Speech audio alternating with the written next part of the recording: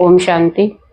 आपका जीवन खुशहाली से भरा रहे। आप जो भी कर्म करें उसमें आपको सफलता मिले। जीवन में आप हमेशा मुस्कुराते रहिए। मेरी यही शुभ भावना और शुभकामना है। आज हम इस वीडियो में चर्चा करेंगे कि जीवन में चाहे जितनी भी कठिनाई हो, अगर आपने अपने जीवन में 4 बातें समझ ली तो आपके जीवन किसी से भी पीछे नहीं रहेगा और आप जीवन में हमेशा आगे रहोगे। और ये 4 सीक्रेट बातें हैं कौन सी, जो आपको जीवन में हमेशा आगे लेकर जाएगी, आपको सफलता की सीढ़ी चढ़ाएगी। आप सीढ़ी पे सिर्फ चढ़ोगे, उतरोगे नहीं। तो ऐसी कौन सी 4 बात है, जिसको समझने के लिए आपको एक स्टोरी सुनना चाहिए और उस स्टोरी में ही ये 4 बातें। तो स्टोरी को शुरू करते हैं। और हमारी स्टोरी एक ऐसे खुशहाल परिवार से शुरू होती है जहाँ एक हंसता-पूर्ण परिवार है। पति पत्नी है, माता पिता है, पूरा परिवार खुशहाल है और पति पत्नी की गोद भरने वाली है। उनके घर खिलकारी गूंजने वाली है। एक छोटा सा बच्चा उनकी जिंदगी में आने वाला है, जो उनको भी माता पिता कहकर बुलाएगा। उनके माता पिता भी जो हैं, उनके दादी बाबा भी, वो इस जीवन में उसको खुशहाल देने वाले हैं। ऐसे खुशहाल के मौके पे दिन बीतता बहुत जल्दी है और वो दिन भी आ गया जब वो बच्चा घर में आने वाला है। लेकिन उसी दौरान जीवन में घटनाएं घटती है। आपको पता है ना कि मुसीबत कभी भी कहीं भी अनचाहे ढंग से आ जाती है। इनके जीवन में भी मुसीबत आई और उस मुसीबत में जो इंसान पिता बनने वाला था, जो अभी पिता बना भी नहीं था, उसकी पत्नी हॉस्पिटल में भर्ती है और इधर उस इंसान की एक्सीडेंट हो जाता है और उसकी मृत्यु हो जाती है। इस दुख को झेलना उस परिवार वालों के लिए कितना असहनीय होगा, आप समझ सकते हैं, क्योंकि कहीं ना कहीं हम भी अपने प्रियजन को खो चुके हैं। लेकिन इस तरीके से घटनाएं हुई, उसकी पत्नी टूटी नहीं, क्योंकि उसके जीवन में एक बच्चा आ गया जो उसका सहारा बन गया। धीरे धीरे वो बच्चा बड़ा होने लगा। माँ वो मेहनत करती और उस बच्चे को बड़ा करती। दादी बाबा की उम्र हो चली थी, उनकी भी धीरे धीरे 2-3 सालों के बाद मृत्यु हो जाती है अपने बच्चे के गम में। अब रह जाती है सिर्फ माँ और वो बच्चा। माँ मेहनत करके अपने बच्चे को पढ़ाती लिखाती है, उसको बड़ा करती है, लेकिन धीरे धीरे उसका भी हेल्थ गिरने लगता है और वो भी, क्योंकि वो एक तो अकेली होती है और सारे मुसीबत अपने सर पे ही होती है उसकी। वो मेहनत कर रही होती है पर अपने खान पान पे ज़्यादा ध्यान ना देके अपने बच्चे की रहन सहन पे, अपनी पढ़ाई पे ध्यान देती है, जिसकी वजह से वो बीमार हो जाती है और वो भी उस बच्चे को अकेला छोड़कर चली जाती है। अब उस बच्चे की उम्र 10 साल है और वो बच्चा बहुत ही स्वाभिमानी है, किसी के सामने हाथ नहीं फैलाता और मुसीबत से डरता नहीं। और ये सारी शिक्षाएं, ये जो सारे संस्कार उसकी माँ ने उसको दिए हैं और वो बचपन से ही इन कठिनाइयों को देखा है, तो वो मन से कठोर भी हो गया है, लेकिन स्वाभिमान उसके पास है और वो किसी के सामने अपना हाथ नहीं फैलाता है। वो भी मेहनत करके खाता है, क्योंकि वो अपनी माँ से ये बात सीखी है कि मेहनत इंसान को सफलता जरूर दिलाती है। और धीरे धीरे वो मेहनत भी करता है, लेकिन अपनी पढ़ाई से वो मुंह नहीं मोड़ता है और वो पढ़ाई भी करता है। और उसके पढ़ाई के बाद जो टाइम बच जाता है स्कूल के बाद, वो मेहनत करता है, पढ़ाई करता है और पैसे जो फीस है वो अपनी मेहनत से चुकाता है। वो किसी से भी मदद नहीं लेता। पर एक दिन ऐसा होता है कि वो उसको काम नहीं मिलता है और वो भूखा रह जाता है। अब उसको बहुत भूख लग रही होती है, 2-3 दिन उसको काम नहीं मिलता लगातार और उसके पास पैसे नहीं होते। वो स्कूल भी नहीं जा पा रहा था, क्योंकि वो भूख से बहुत परेशान था, बहुत व्याकुल था। ऐसे ही बैठा था, तो एक महिला की नज़र उस बच्चे पे पड़ती है। महिला में भी ममता थी, क्योंकि उसका खुद का भी एक बच्चा था। वो देखकर समझ जाती है कि ये बच्चा भूखा है। वो उस बच्चे को अपने घर पे बुलाती है, लेकिन उससे बात करके ये पता चलता है कि वो इतने भूखे होने के बाद भी बड़े अदब से, बड़े प्यार से उसको प्रणाम करता है। और वो कहता है कि आंटी, हाँ, मैं यहाँ पे बैठा था, आपको कोई परेशानी तो नहीं है? वो कहता है कि मुझे कोई परेशानी नहीं है, लेकिन वो ये कहता है कि मुझे भूख लगी है। लेकिन वो उससे वो खाना नहीं मांगता है। औरत समझ जाती है कि ये बच्चा स्वाभिमानी हुई है। औरत कहती है कि देखो, तुम्हें प्यास लगी है, बहुत गर्मी है, मैं तुम्हारे लिए ठंडा दूध लेके आती हूँ, तुम बैठो। उसको पता था वो भूखी हुई है, तो वो 4 लड्डू भी ले आती है साथ में और बच्चे के आगे रखती है। बोले तो बच्चे बहुत धन्यवाद देता है, लेकिन वो समझ जाता है कि ये मेरी माँ की तरह ही है, क्योंकि बिना बताए ही वो लड्डू भी ले आई है। वो आराम से उसको खाता है और उसको धन्यवाद कहता है और आंटी से कहता है कि आपने मुझे लड्डू और दूध खिलाए, मैं वाकई में बहुत भूखा था, लेकिन मैं किसी से मांगता नहीं हूँ, लेकिन आपका ये कर्ज मैं जरूर चुकाऊंगा और आप मुझे याद रखना और मैं भी आपको याद रखूंगा। औरत बहुत हतप्रभ रह जाती है। वो ऐसा लगता है कि ऐसा बच्चा इतना शालीन और इतना स्वाभिमान उसने देखा नहीं था ऐसे बच्चे को। वो बहुत खुश भी होती है। बच्चा चला जाता है, फिर दूसरे दिन उसको काम मिल जाता है, फिर वो स्कूल जाता है।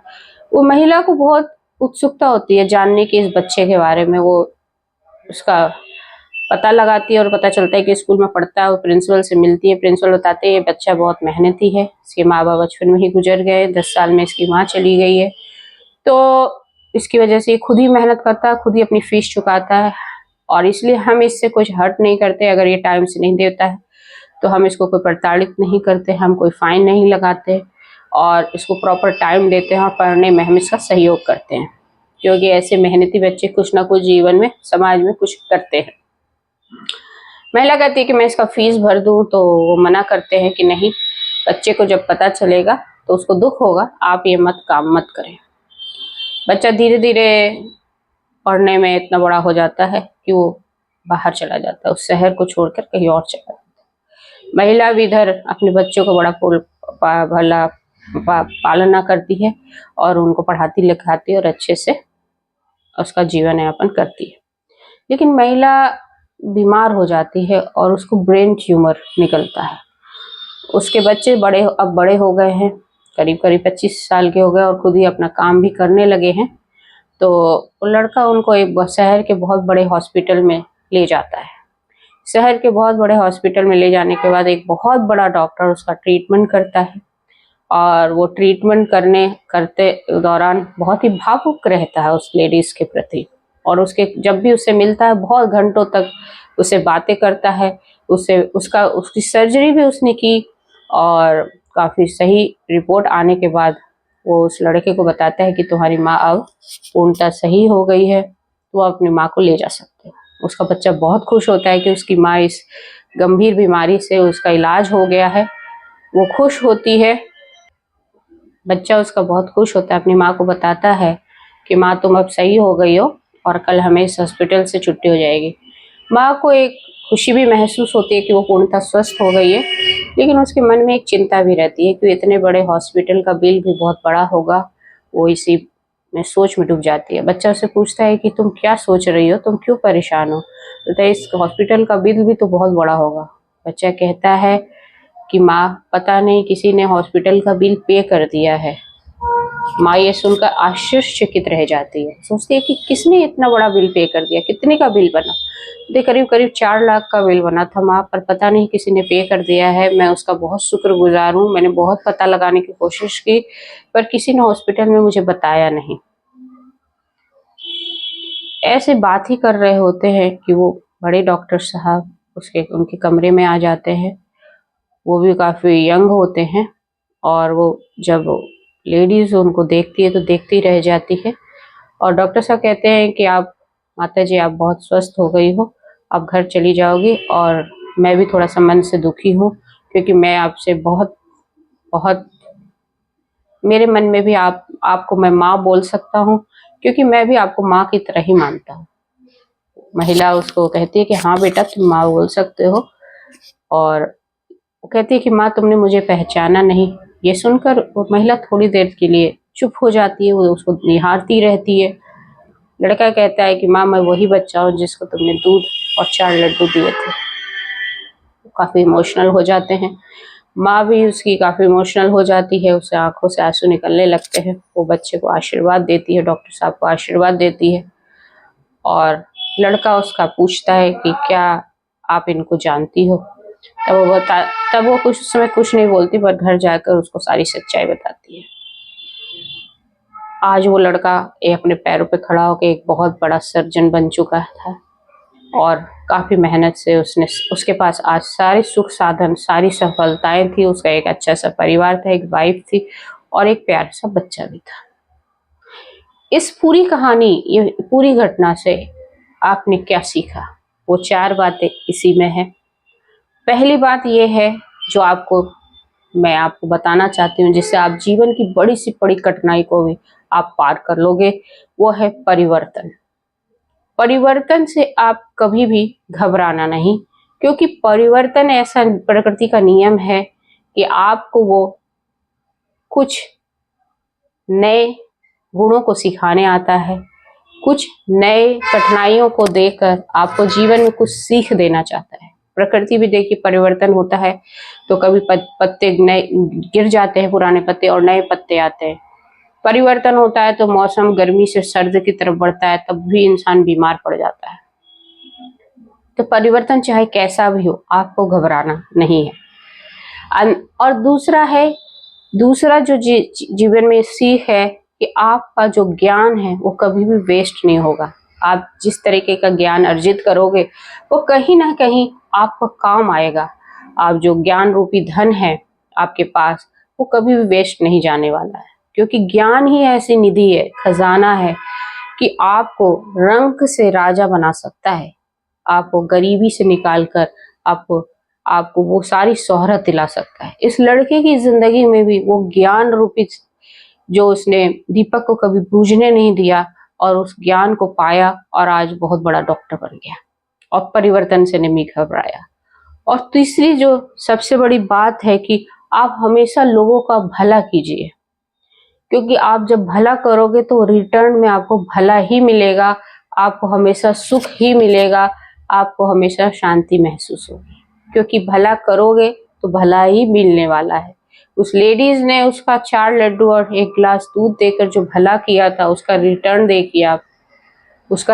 देखिए आप जीवन में। उस भलाई का रिटर्न है कि आपकी बड़ी से बड़ी बीमारी, जब आपके जीवन में इतनी मुसीबत आई, परिस्थितियां आई इतनी बड़ी बीमारी के रूप में, वो हल आपकी भलाई नहीं कर दिया, क्योंकि आपने किसी का भला किया था, वो रिटर्न में आपके पास आ गया ना। उस लड़के ने उसकी मदद कर दी, डॉक्टर बन के उसका इलाज कर दिया। और चौथा है कि आप कभी किसी के सामने हाथ मत फैलाना। सिर्फ ईश्वर के अलावा आप किसी इंसान के आगे हाथ मत फैलाना। आप कभी भीख मत मांगना। तो आप किसी से भीख मत मांगिएगा। उस लड़के में इतना स्वाभिमान था, उसने किसी के आगे हाथ नहीं फैलाया। और ईश्वर इस चीजों को देखता है कि आपके जीवन में जितनी भी कठिनाई आई, मुसीबत आई, आप कहीं मांगने की प्रवृत्ति तो नहीं आ गई आप में, आपने अपने स्वाभिमान को कहीं नीचे तो नहीं गिरा लिया।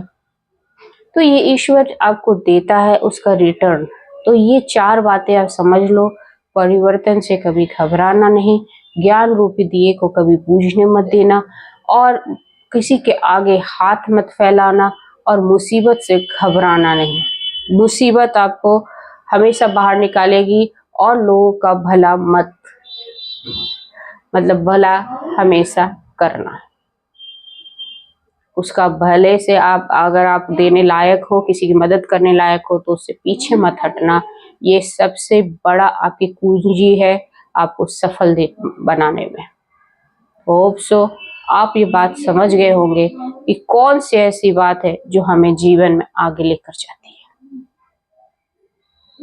आप हमेशा आगे बढ़ते रहे, यही शुभ भावना है। आपका दिन शुभ हो। जय भारत, जय हिंद।